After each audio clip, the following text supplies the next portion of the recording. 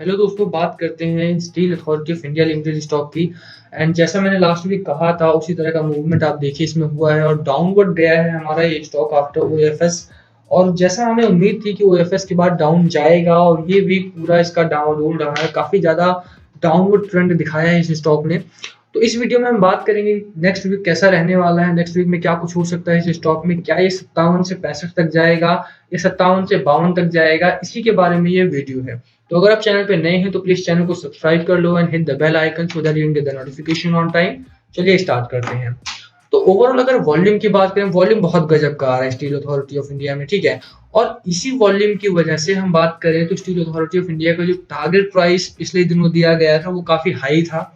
और यही देखते हुए लॉन्ग टर्म में थोड़ा थोड़ा सा लॉन्ग टर्म पर्सपेक्टिव रखेंगे अगर आप, तो आप इसमें अच्छा खासा पैसा बना सकते हैं। शॉर्ट टर्म में ये स्टॉक थोड़ा सा दबाव में है, अभी बेरिश जोन में जा चुका है और उसकी वजह से ये थोड़ा आने वाले दिनों में भी दबाव दिखाएगा। बट किस तरह का दबाव होगा, किस तरह का मूवमेंट होगा, बात करेंगे। एक वीक का चार्ट देखिए अगर हम इसका, तो जब हमारा 22 तारीख को वीक स्टार्ट हुआ तभी ये स्टॉक डाउनवर्ड आ गया और वहां से ये ओवरऑल एक बैलेंस्ड जर्नी रही है। और लास्ट 2 दिन का देखें अगर हम, 28-29 तारीख का अगर आप देखिए तो एक अच्छी खासी मोमेंटम दिखाया है इसने, एक अच्छा खासा रिटर्न इसने इस स्टॉक में दिखाया है। 1.5% के आसपास अप रहा है। मैं अच्छा खासा इसलिए बोल रहा हूँ 1.5% को भी, क्योंकि सेंसेक्स और निफ्टी ज्यादा दबाव में दिखाई दिए हैं। Sensex more than 3000 points down है हमारा, निफ्टी 1000 पॉइंट से ज्यादा डाउन है हमारा। और उसके बावजूद स्टील अथॉरिटी ऑफ इंडिया का जो स्टॉक है उसने 1.5% पॉजिटिव रिटर्न फ्राइडे को दिया है। तो उसकी वजह से मुझे लगता है कि आने वाले दिनों में इसमें पॉजिटिविटी आती हुई दिखाई दे सकती है। बात करें इसके डिलीवरी परसेंटेज की, तो डिलीवरी परसेंटेज हमारा ठीक ठाक आता हुआ दिखाई देता है। आप देखिए कि अभी भी 33% की डिलीवरी इसमें बरकरार है। हालांकि पिछले दिनों काफी अच्छी खासी डिलीवरी आई थी। 22 जनवरी को बात करें तो 40% की डिलीवरी थी, यानी 53 मिलियन शेयर्स डिलीवर हुए थे फॉर लॉन्ग टर्म पर्पस, ठीक है। अब 24% 25% डिलीवरी 25 जनवरी को आई थी, 13.7 मिलियन शेयर्स डिलीवर हुए थे लॉन्ग टर्म के लिए। 27 जनवरी को 21 मिलियन 31% डिलीवरी। 28 जनवरी की बात करें तो लगभग 60 मिलियन शेयर्स डिलीवर हुए थे फॉर लॉन्ग टर्म एंड 50% के आसपास की डिलीवरी थी। 29 जनवरी की बात करें तो यहाँ पर भी 33-34% के आसपास की डिलीवरी आती हुई दिखाई दे रही है, जो कि एक अच्छी खबर मानी जाएगी।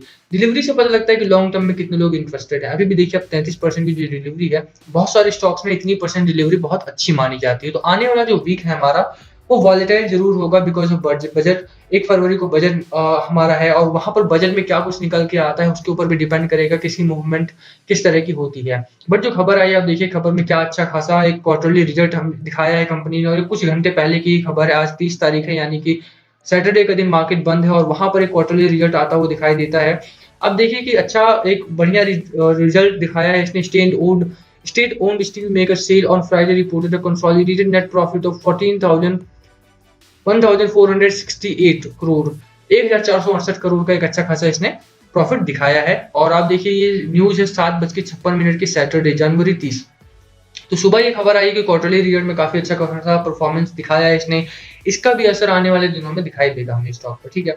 ओएफएस में जो प्राइस रखा गया था स्टील के स्टॉक का वो 64 रुपए रखा गया, तो उस टाइम पे स्टॉक जो था हमारा वो 75-76 रुपए ट्रेड कर रहा था। उसी के पैनिक में, उसी के दबाव में जो स्टॉक है हमारा वो डाउनवर्ड आ गया।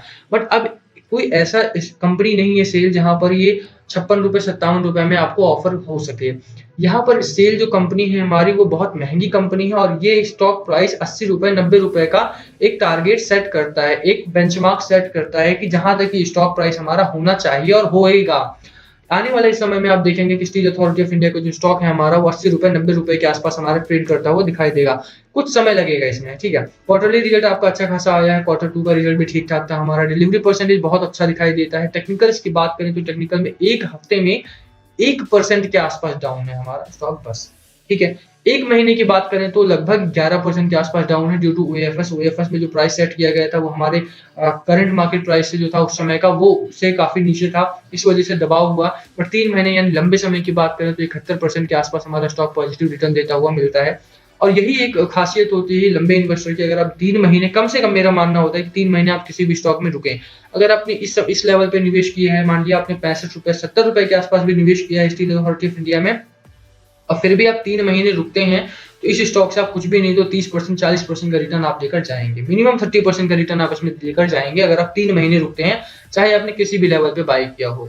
कमेंट करके जरूर बताना कि आपने किस लेवल पे तो ओवरऑल अगर स्टॉक की बात करें तो स्टॉक हमें ठीक ठाक दिखाई देता है। क्वार्टरली रिजल्ट भी आप देखिए आया है अगर जनवरी 30 को, और तो वहां से एक मोमेंटम बनता हुआ दिखाई देगा हमें स्टील अथॉरिटी ऑफ इंडिया के स्टॉक में। आप यहाँ पर चार्ट में देखिए, चार्ट हमें ठीक ठाक दिखाई देता है, और जो एक सपोर्ट लेवल हमारा बनता हुआ दिखाई दे रहा था वो सपोर्ट लेवल ब्रेक नहीं हुआ, ये सबसे अच्छी बात है। आप यहाँ देखिए ये जो सपोर्ट लेवल मैंने पिछली बार भी ड्रॉ किया था 56 रुपए 70 पैसे के आसपास का, वो हमारा ब्रेक नहीं हुआ और मल्टी टाइम टच जरूर हुआ है। ठीक है, 3 कैंडल्स लगातार, 4 कैंडल्स, 5 कैंडल लगातार बने हैं और इससे बाउंस लेके ऊपर गए हैं। ठीक है, तो मुझे लगता है कि आने वाले दिनों में भी जो हमारा एक सपोर्ट लेवल है 56 रुपए 70 पैसे के आसपास का, ये एक स्ट्रॉन्ग सपोर्ट जोन के रूप में काम करेगा ही करेगा। ठीक है, अभी ये स्टॉक इतना स्ट्रॉन्ग नहीं हुआ है कि हमारा जो एक रेजिस्टेंस बनता है 65 रुपए का उसे ब्रेक कर सके और उसके ऊपर निकल सके।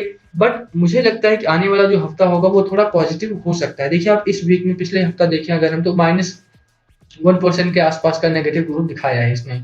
आने वाला जो हफ्ता होगा वहां पर थोड़ा सा 1 फरवरी को जो बजट एक्सपेक्टेशन है वो किस तरह से प्ले ऑफ करती है उसके ऊपर डिपेंड करेगा कि वो वीक कैसा जाएगा। बट जैसा ही मैं कह रहा हूँ, जैसा भी अगर बजट आता है हमारा, कितना ही नेगेटिव आए, स्टेट ओन्ड फर्म है हमारी स्टील अथॉरिटी ऑफ इंडिया, और वहां पर एक पॉजिटिविटी आती हुई दिखाई देगी आगे आने वाले दिनों में, क्योंकि डिफेंस का बजट बढ़ेगा, मैंने पहले भी बताया था आपको। और वही आप देखिए कि थोड़ा सा वोलेटाइल जरूर रहा है हमारा स्टॉक इस वीक में, बट ओवरऑल वीक में जो स्टॉक है वो उसने बस 1% डाउनवर्ड गया है। बस वीकली बात कर रहा हूँ, मंथली तो हमारा 10% गया है वो मैं मानता हूँ, बट हम वीकली हम पर बात कर रहे हैं। और अगला आने वाला जो हफ्ता होगा वहां पर थोड़ा सा पॉजिटिविटी आती हुई दिखाई दे सकती है अब। ठीक है, इंडाइसेस पे से प्रेशर हटता हुआ दिखाई देता है। मुझे लगता है कि 1 फरवरी 2 फरवरी के बाद इंडाइसेस पे से थोड़ा सा प्रेशर कम होगा।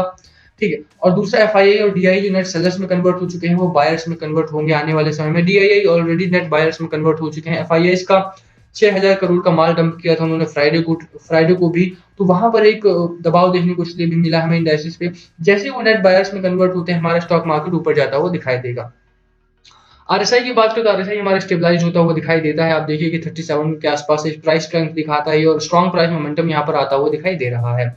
मैगडी की बात करें तो मैगडी में 2 हरे कैंडल्स आए हैं, यानी कि 2 दिन ग्रीन जोन बना है हमारा, 2 दिन एक ग्रीन मूवमेंट आया है हमारा स्टॉक में, तो ये अच्छी खबर है हमारे लिए। और यहाँ से एक बुलिश जोन आने की संभावना है। आप देखिए कि जो इसमें गैप फॉर्म हो रहा है उससे लगता है कि ये जो मैगडी है वो ऊपर की ओर धीरे धीरे करके निकलना शुरू करेगा।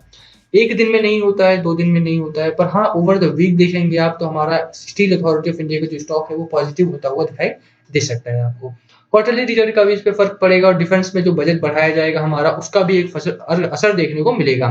तो 1 फरवरी को आपको क्या करना है, 1 फरवरी को जिसका सपोर्ट लेवल है, अगर आप इसमें एंट्री करना चाहते हैं, वैसे तो ना करें तो ही बेहतर है क्योंकि पीएसयू है एंड गवर्नमेंट इंटरफेरेंस बहुत ज्यादा रहता है। अच्छा, अगर आप लॉन्ग टर्म के लिए जाना चाहते हो तो ये एक अच्छा स्टॉक हो सकता है। ठीक है, कम प्राइस पर अच्छा खासा मोमेंटम है इसमें, बुलिश जोन में आ सकता है ये कुछ दिनों में स्टॉक, और अच्छा खासा वहां से ये रैली दिखाएगा।